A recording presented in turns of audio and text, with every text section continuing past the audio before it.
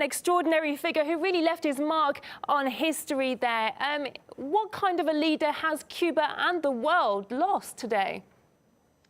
Well, I've got to tell you from a personal level, I was born in Tampa, in Florida. And my whole life, it seems, I have been living in the shadow, the specter, if you will, of Fidel Castro from the missile crisis.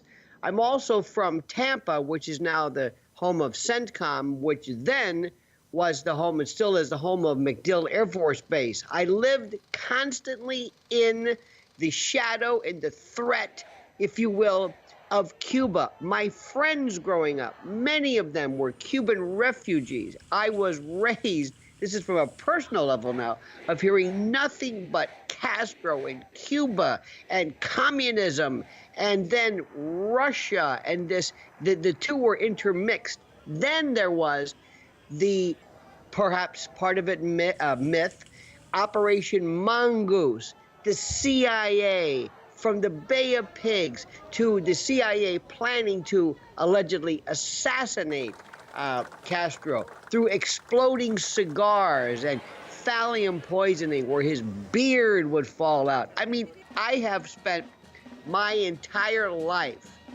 basically following a parallel course in Florida, and so many of my friends hearing about and always being reminded of Cuba. It changed the politics because in that particular case, the Miami, Florida Republicans were so connected, so entwined in that of an anti-Cuban rhetoric. That was also a part of the Reagan administration. So to make a long story short, what Fidel Castro meant to American politics, anti-communist, Cold War, Republican, cannot be overestimated in the least. He was mythical. Have you ever seen this man speak for hours? You don't even have to speak Spanish. I cannot imagine anybody being or rivaling his speaking style.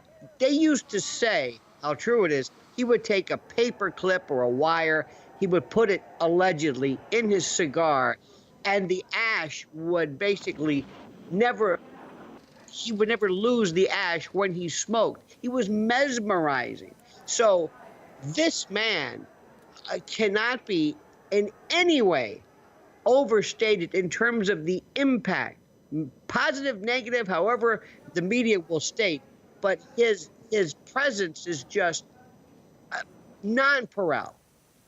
Lionel, the announcement of Fidel Castro's death was long expected. I mean, given his age and his health problems and the fact he hasn't really been seen in public for a long time. But what kind of impact do you think this death, will it still send shockwaves across Latin America?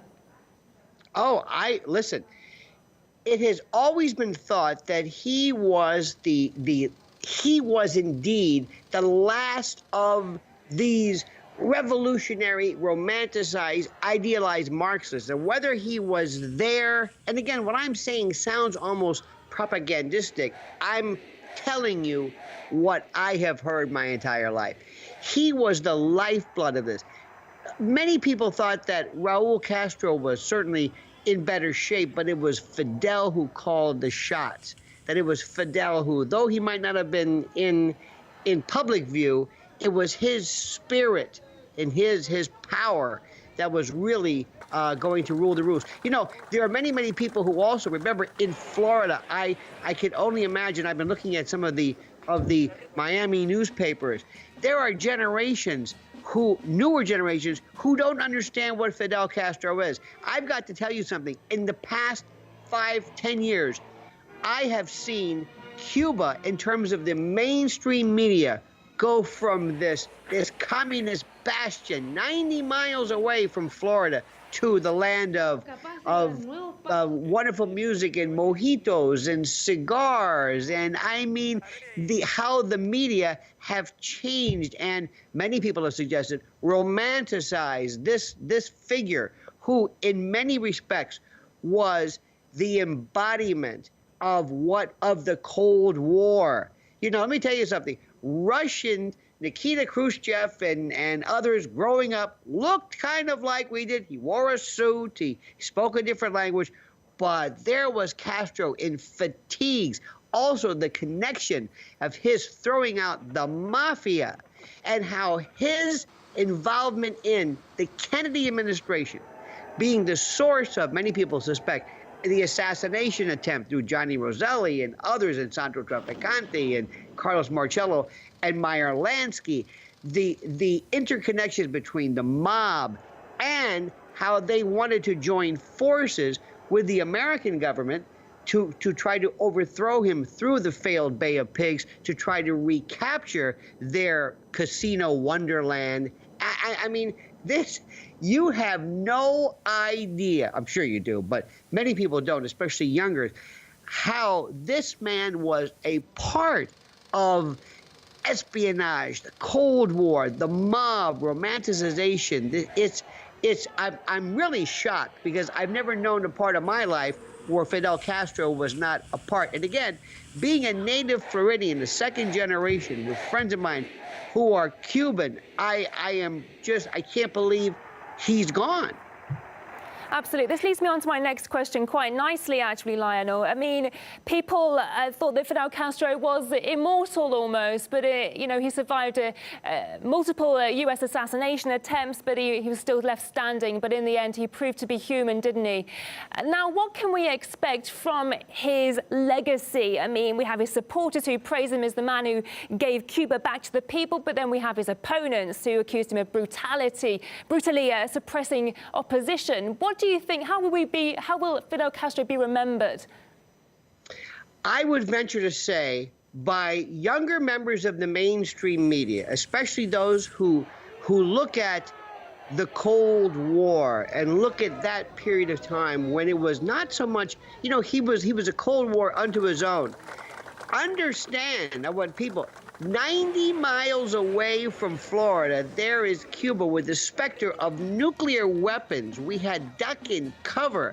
And I, again, living in this strategic air command, where I'm from, Tampa, on the west coast of Florida, this was ground zero, so to speak. If anything was going to happen, if there was going to be any retaliation against Cuba, it would have taken place from Tampa, and we would have been the target of something.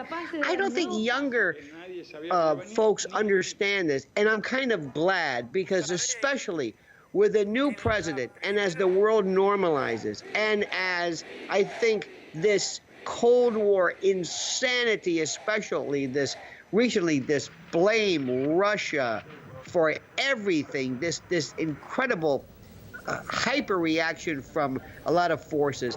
I hope this doesn't encourage the wrong nostalgia for those days.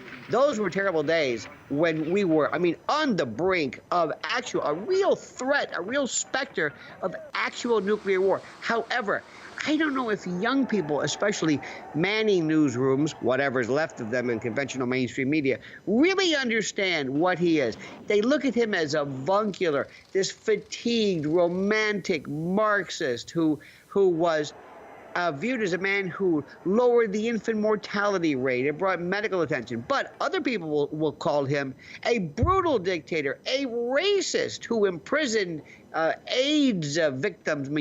Depends upon the rhetoric. It depends upon the particular people that you are talking to. I've known political prisoners, and I've known people who were released. I was there in the 80s when they had when people left Cuba en masse, and then later on the systematic freedom that people sought, and it was, forgive me for being so shocked, but so many thoughts are going through my mind. Just watch The Godfather, watch Godfather 2, the specter, the involvement of Fidel Castro. He is so much a part of our history. I just hope, Tolstoy said history would be a wonderful thing if only it were true. I hope today's news folks, especially the younger ones, get this one right. Castro remains very cautious about renewing ties with the U.S. He was seen as the symbol of opposing the great power that is the United States. What now? Well, it's going to. I don't know. Cuba is still the land that, in many respects, is frozen. I knew many people throughout years. I'm a lawyer, and friends of mine who are lawyers who actually worked with Cuban officials would send. This is 30 years ago. I saw film when videotape was kind of coming around, to see old cars and to see this kind of the land that time forgot. The question is, who owns Cuba? Who will be the beneficiary of the incredible tourist and business and the like? What's going to happen? We always wondered, nobody really understood who really runs the show there. How will Castro, Raul especially, now deal with a Trump administration? Because this is going to be interesting, because there were people who, while they wanted to normalize relations, and the argument was the U.S. normalization, international relationships with Russia and China and Vietnam. Why Cuba? Why not thaw those very frozen relations out finally? Because remember, at that time, the Cuban American population, who is of the various aspects and demographics of American foreign populations, are very highly educated, very highly upwardly mobile, very, very influential. Ronald Reagan, especially in the 80s, and Cuba, South Cuba, this was the Republican stronghold. So they're now looking, you're going to see the old versus the young saying, what's going to happen now? And what influence will President Trump have in normalizing, if you will, Cuba? Okay. Now, Andre, in recent years, since Castro's brother took the reins of power, Cuba's relations with the U.S. have been thawing. What impact do you think Fidel's death will have on those relations?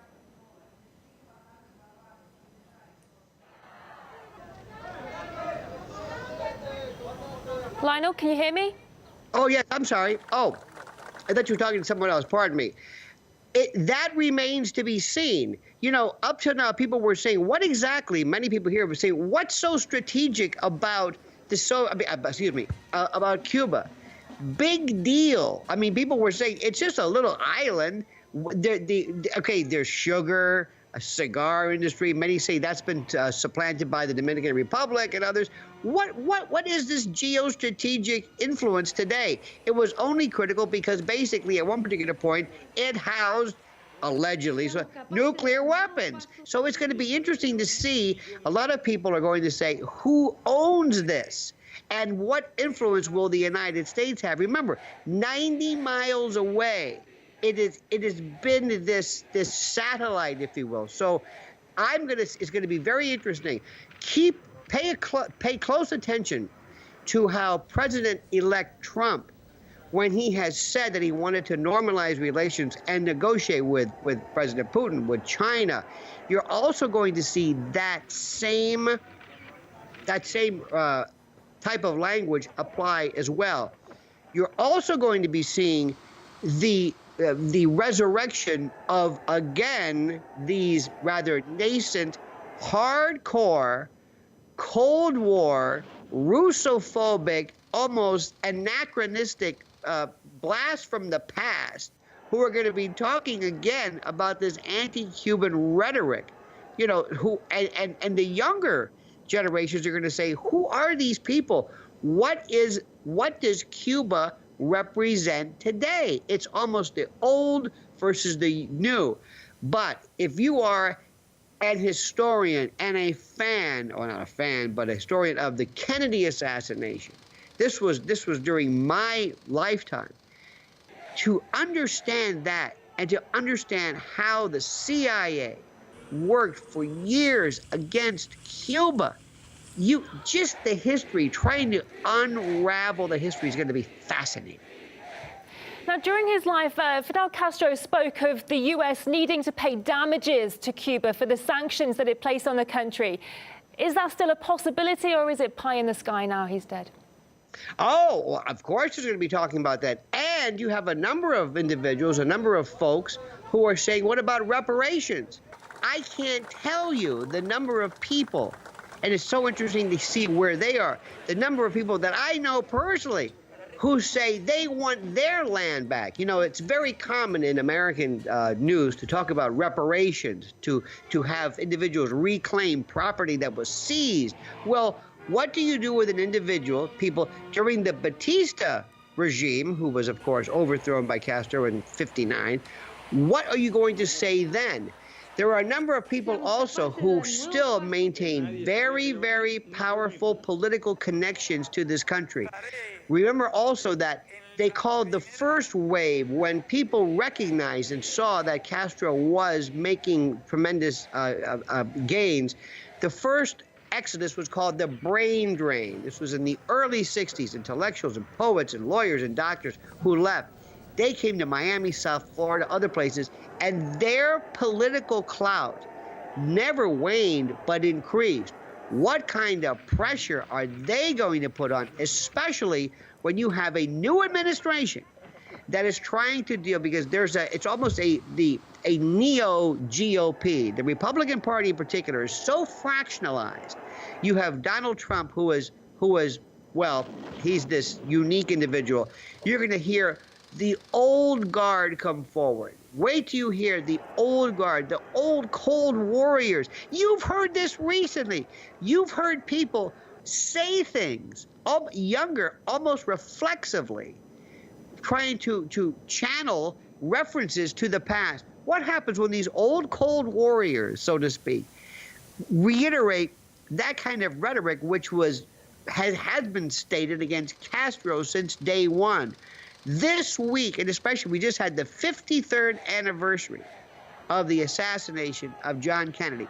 Keep in mind, I can't say this enough, we're still arguing, still discussing the historical connection between Castro, his involvement, and our involvement through Operation Mongoose and the Bay of Pigs and Alpha 66 and all of these paramilitary groups that were funded covertly and others.